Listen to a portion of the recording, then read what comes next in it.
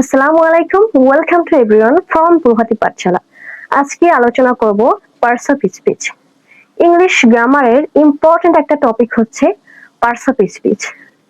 কারণ parts of speech ছাড়া আপনি একটা সেন্টেন্সও কিন্তু তৈরি করতে পারবেন না। একটা সেন্টেন্সের মধ্যে যতগুলো ওয়ার্ড থাকে প্রত্যেকটাই হচ্ছে এক একটা পার্টস অফ স্পিচ।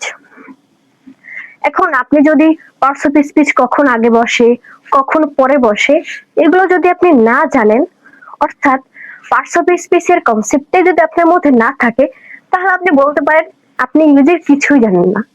এখন আমরা মূল আলোচনায় আসি। আজকে আলোচনা করব পার্টস অফ স্পিচ কি, পার্টস অফ স্পিচ কাকে বলে, কত প্রকার ও কি কি, এবং সেই সাথে থাকছে নাউনের ডিটেলস, অর্থাৎ ক্লাসিফিকেশন অফ নাউন। এখন আমরা জানবো পার্টস অফ স্পিচ অর্থ কি।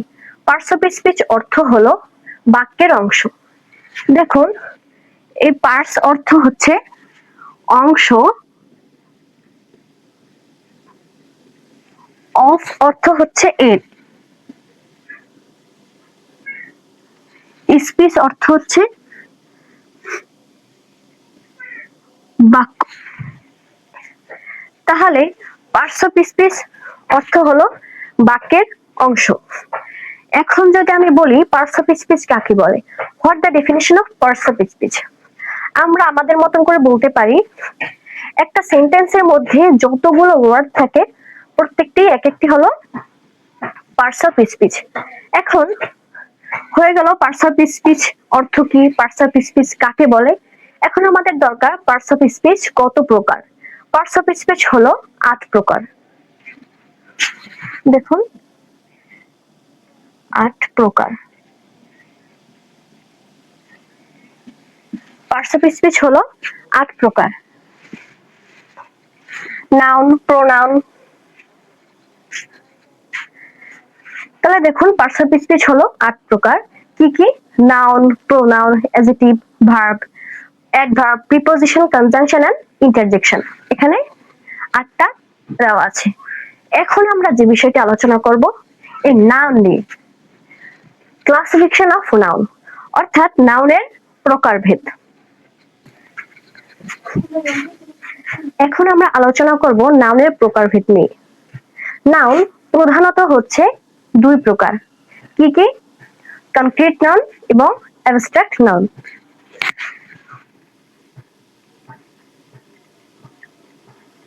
নাউন প্রধানত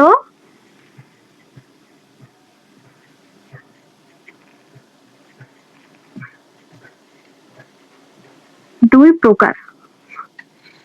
কি কি? এক নম্বর হচ্ছে কনক্রিট নাউন,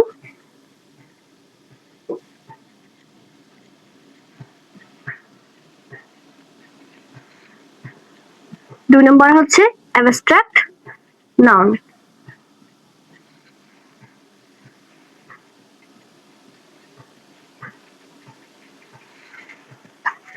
এই কনক্রিট নাউনটা হচ্ছে ইন্দ্রিয়বাচক বা বস্তুবাচক এবং অ্যাবস্ট্রাক্ট নাউন হচ্ছে গুণবাচক বা ভাববাচক।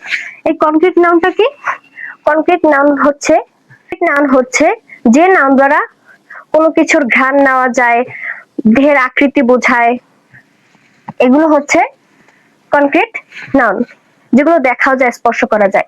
তাহলে আমি যদি বলি বয়, এই যে বয় একটা ছেলে, একে দেখা যায়, একে স্পর্শ করা যায়, এদেরকে শরীরের আকৃতি আছে, তাহলে এই বয় হচ্ছে কি একটা কনক্রিট নাউন। এখন আসি অ্যাবস্ট্রাক্ট নাউন। অ্যাবস্ট্রাক্ট নাউন হচ্ছে যে নাউন দ্বারা কোনো কিছুর দোষ, গুণ, অবস্থা এগুলো বোঝায় এবং যাদেরকে শারীরিক আকৃতি নেই তাদেরকে অ্যাবস্ট্রাক্ট নাউন বলে। এখন আমি যদি বলি সফটনেস,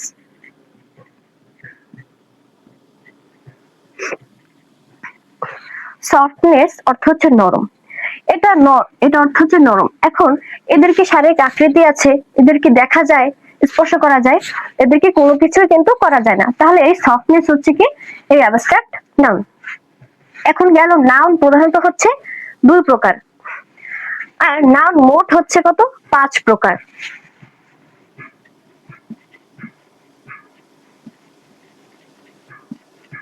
মোট 5 প্রকার। কি কি? প্রপার নাউন,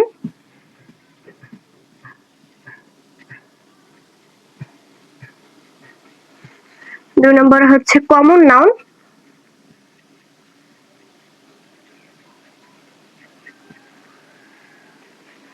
তিন নম্বরে হচ্ছে কালেকটিভ নাউন,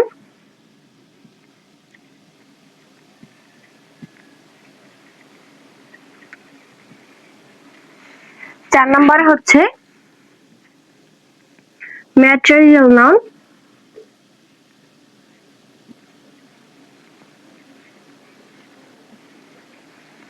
এবং 5 নম্বরে হচ্ছে অ্যাবস্ট্রাক্ট নাউন।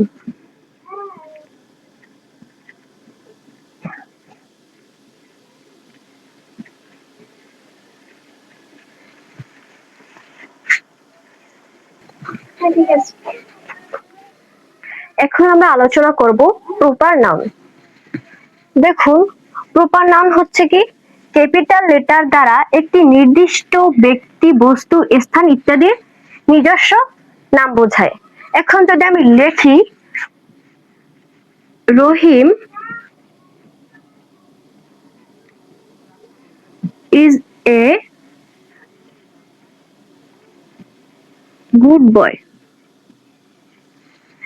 এখানে দেখুন এই যে রহিম, রহিম একে নির্দিষ্ট করে দেওয়া হয়েছে। রহিম একজন নির্দিষ্ট ব্যক্তির নাম, এবং দেখুন কি এই যে নামের প্রথম অক্ষর কিন্তু ক্যাপিটাল লেটার আছে। তাহলে প্রপার নাউনটা কি? প্রপার নাউন হচ্ছে নির্দিষ্ট কোনো ব্যক্তি, বস্তু ও স্থানের নাম বোঝায়। সেটা কি হতে পারে? সেটা হতে পারে কি ঢাকা, খুলনা, রাজশাহী।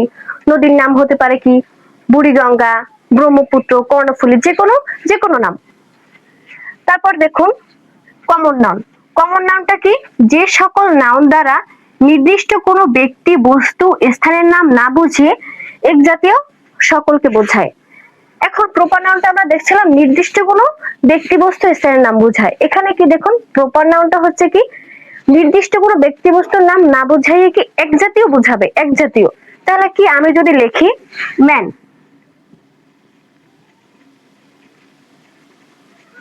এই যে ম্যান, এটা দ্বারা কি নির্দিষ্ট কোনো ব্যক্তি, বস্তু বুঝিয়েছে? এটা কি মানুষ, পুরো মানুষ জাতিকে বোঝানো হচ্ছে, এক জাতীয় কোনো মানুষ, সকল মানুষ। এখন আমি যদি বলি বয়, বয়, এই যে বয়, বয় হচ্ছে ছেলে, সকল ছেলে জাতিকে বোঝানো হয়েছে। তারপর আমি যদি বলি গার্ল, IRL, গার্ল হচ্ছে কি সমস্ত নারী জাতিকে বোঝানো হচ্ছে। আমি যদি বলি স্টুডেন্ট,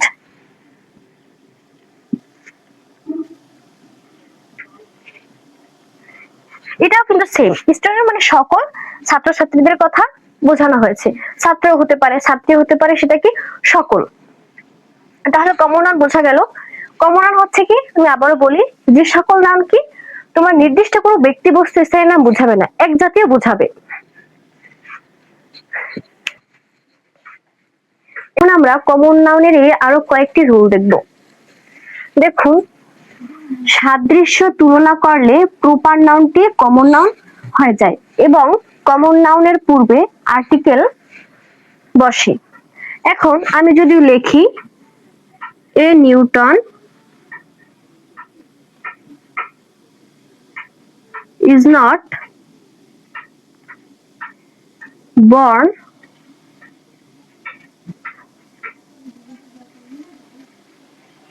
every year,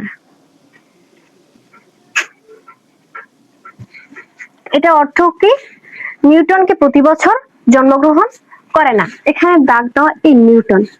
এখন দেখুন নিউটন একজন নির্দিষ্ট ব্যক্তির নাম, নিউটন দ্বারা কি একজন নির্দিষ্ট ব্যক্তির নাম বুঝিয়েছে, এবং তার পূর্বে দেখেন এই যে আর্টিকেল বসছে এ। তাহলে কি দেখুন প্রপার, এটা হচ্ছে কি নিউটন হচ্ছে একটা কি প্রপার নাউন। প্রপার নাউনের পূর্বে কি বসেছে? আর্টিকেল বসেছে এ। তাহলে কি হবে? প্রপার নাউনটি কি কমন নাউন হয়ে গেছে। তারপরে দেখুন যদি ম্যাটেরিয়াল নাউনের পূর্বে ডি বসে, এখন আমি যদি লিখি দা ওয়াটার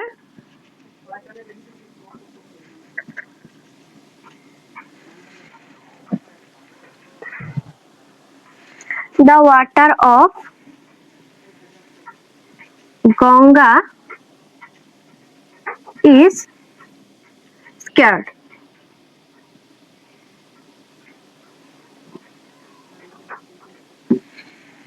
তাহলে কি গঙ্গা নদীর পানি পবিত্র। এখানে দেখুন ওয়াটার হচ্ছে কি ম্যাটেরিয়াল নাউন, তাহলে কি যেগুলোকে সংখ্যা দ্বারা পরিমাপ করা যায় না কিন্তু কি একক দ্বারা পরিমাপ করা যায়। এই ওয়াটারটা কি আপনি কি সংখ্যা দ্বারা আপনি কি পরিমাপ করতে পারেন যে কয়টা পানি আছে? এটা কি একক দ্বারা মাপতে হয় যে এখানে ক লিটার পানি আছে এমন কিছু।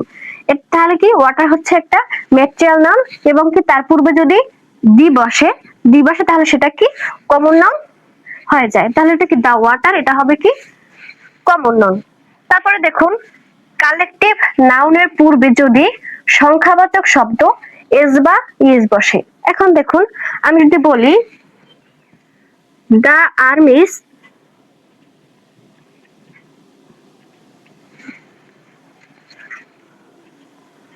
of the allies